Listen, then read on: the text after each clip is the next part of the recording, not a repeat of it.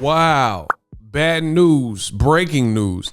Canelo Alvarez versus Caleb Plant reportedly for undisputed. Talks have fizzled out, and now they're saying the fight is dead. Not going to happen next. We gonna talk about that in this video. What up, Fight World? It's your boy Ego, and I'm back with some more boxing. Make sure you guys come in, smash the like button, hit the likes on the video. It does go a long way when you guys click that like button. Appreciate y'all. It notifies others that the content is something that they may be looking for as well. Breaking news, let's get into it. ESPN is reporting that talks are now fizzled out between Canelo. You see it right there. Says Canelo Alvarez, Caleb Plant fight talks break over disagreements in contract, right? Stay tuned to my future videos, right? Because there's a lot that I want to talk about, and there's some reported things that have caused the contracts to break up. So it says Caleb Plant, Canelo talks broken off. Canelo Alvarez was on the verge of making a deal, yada, yada, yada, right? Says sources, talks between Canelo Alvarez, Caleb Plant have broken off at the 11th hour over disagreements in the contract. Discussions could be revisited, but for now, fight appears dead after a deal was on the verge of completion, right? What else? Per sources, Caleb Plant and PBC agreed to a rematch clause in the contract, so that wasn't one of the issues. So they were okay with the rematch clause. If Canelo were to lose, then he can opt for a rematch. So that's good, right? Keep this in mind. Canelo Alvarez was offered the highest guarantee of his career. He was set to make 40 million plus Mexican TV rights and his Hennessy sponsorship. No problem, let's fight. We gave it to him. Then they wanted the upside of gate and pay-per-view revenue. No problem, let's rumble, right? So that's a lot of money. It was always agreed that it was a title unification, no rematch for either fighter. Towards the end of the negotiations, Canelo, they asked for a rematch when they lose. No problem, you can have the rematch as well. I just want to fight. So Canelo kicking up dust and, you know, it looks like creating different demands late in the contract. Because I made a video and we seen that they were sending a draft over, and then now there's additional things that Canelo's team was discussing. Caleb Plant says Canelo Alvarez, his bark is bigger than his bite. Damn. So the report also says that it says Canelo was set to earn 40 million guaranteed, upward of 10 million for Caleb Plant, career high paydays for both. We'll see if they can quickly circle back to a deal that was nearly completed. Well. The link in the description, you guys check it out. What can I say? The great Ego Stradamus strikes again. I told you in several videos that I didn't see this fight as happening, and something would come up and Canelo would find a way and it wouldn't happen and all that stuff. And guess what? Here we are. Something else comes up. So Canelo was set to get $40 million plus upside, you know, Mexico rights or whatever. It's going to be on Fox pay-per-view. Caleb Plant was going to get a pretty penny, you know, 10 million plus. And it was undisputed, so it was for all the bragging rights at 168, and then it fell apart. I told you. I predicted this. Now, I think part of the problem is Canelo's in between two worlds. He's a free agent, so he says, but he's also been on record saying Eddie Hearn is the best promoter, and he wants to continue working with Eddie Hearn. So that is already problematic, and I noticed and spotted that from the beginning, because Canelo Alvarez, he thinks, man, I think Canelo is a diva, straight like that. I think Canelo's a diva. You see, this keeps happening. It continues to happening, but bringing Eddie Hearn along is problematic. PBC, the Premier Boxing Champs infrastructure, they don't need Eddie Hearn. Canelo himself doesn't need Eddie Hearn, but he chooses that. You know, he chooses to keep him. So this is now the second time officially that since Canelo's been a free agent, he could have fought the man you see on the screen, Caleb Plant, and it fell apart. You know, and I know the PBC detractors and the Al Heyman detractors and people, they're just quick to blame Caleb Plant. But why is it Caleb Plant's fault?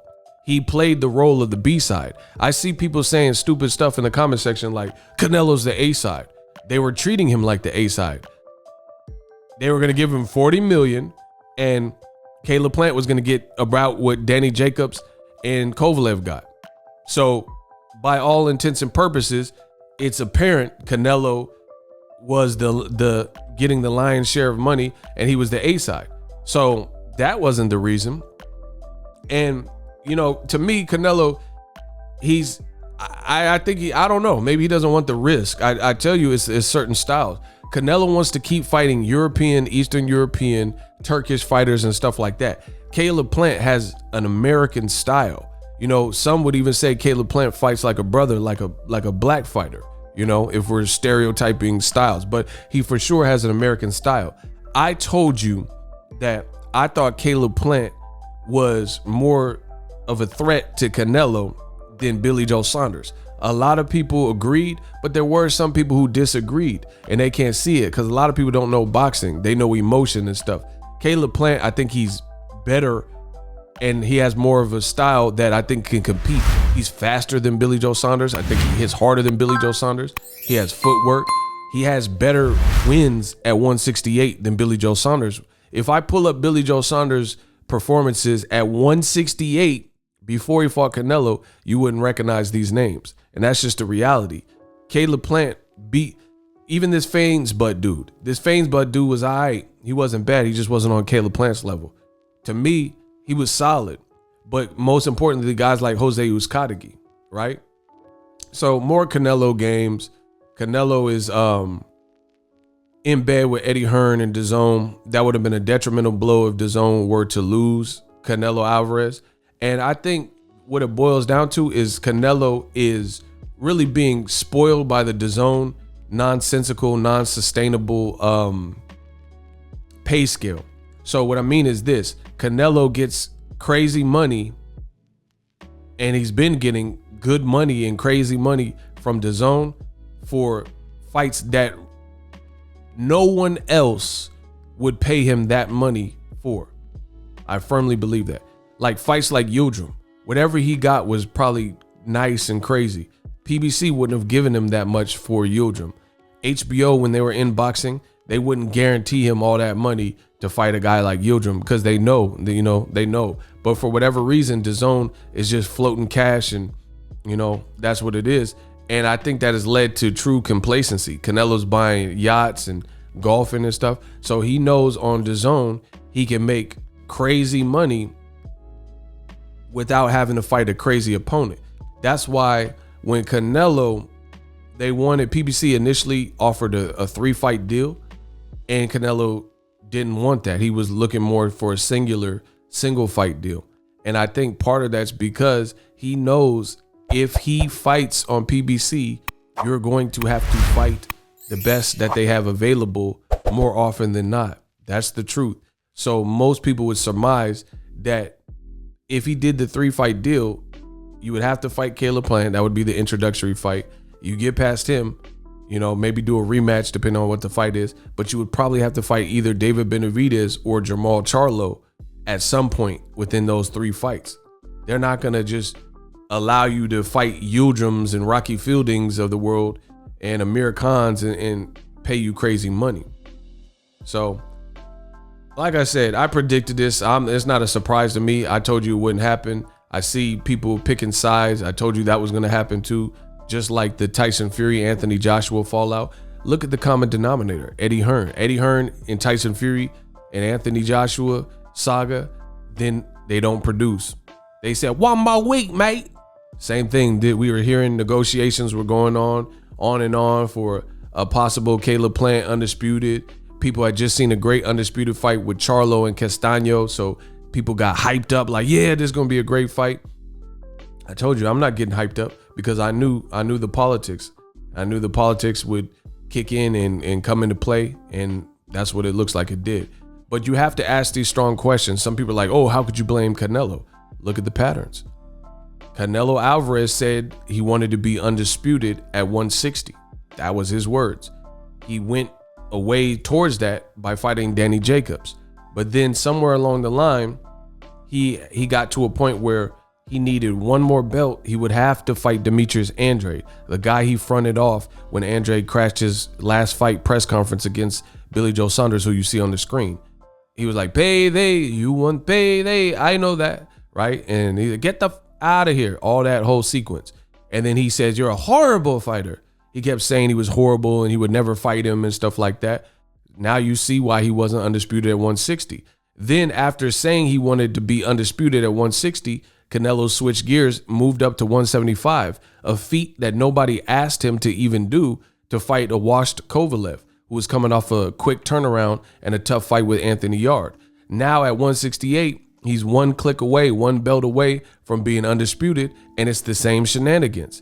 Now the fight can't happen, won't happen, falls apart in the 11th hour and all this and that. So you tell me, that's the common denominator. Same thing with Eddie Hearn. Eddie Hearn had an opportunity in the heavyweight division to make undisputed with Anthony Joshua and Deontay Wilder. And if you follow that saga, you could tell that they were the culprits that stopped that fight from happening.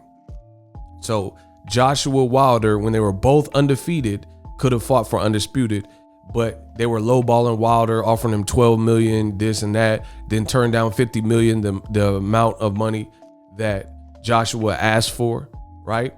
And so on and so forth. Now Eddie Hearn and Canelo are working together and buddy, and same thing. Now Eddie Hearn and Canelo won't work or can't work with PBC, and it falls apart at the last minute when it looks like the deal that they offered was very fair. And I told you this would be a problem bringing Eddie Hearn along. Previously, Canelo said Eddie Hearn's the best promoter in the world by far, and he wanted to work with him and blah, blah, blah. And now all of a sudden, the Caleb Plant fight falls apart that everyone was hoping for and expecting. So it's more shenanigans. The bottom line is this. They want Canelo Alvarez to be the Mexican Floyd Mayweather, the Mexican Mayweather. He's not that. You know, he's a good fighter, but he's not that. You never seen this with Floyd Mayweather. If Floyd said, I'm fighting Maidana, the fight got made. Floyd said, I'm fighting Canelo, it got made. So on and so forth, right? Except with the exception of Pacquiao, because Pacquiao's team failed or refused to want to take a drug test. So you have to question if Canelo's the face of boxing and, you know, holds all the cards and the Mexican Mayweather and all this stuff. How come his fights keep falling apart? Sergey Kovalev, the first negotiations fell apart. They couldn't get Canelo to fight Triple G3 at the time initially when they first entered the DAZN platform. Caleb Plant in December, that fell apart. Caleb Plant now is falling apart. Sergey Derevyanchenko fell apart, right? Why are these fights so problematic to make? But then Avni Yildirim, when he fights him, you didn't hear no problems. There were zero problems to make Avni Yildirim Rocky Fielding fights. We didn't hear about, hey, it fell apart in the 11th hour or this or these extra demands and stuff like that. So it tells you what you need to know. I'm out.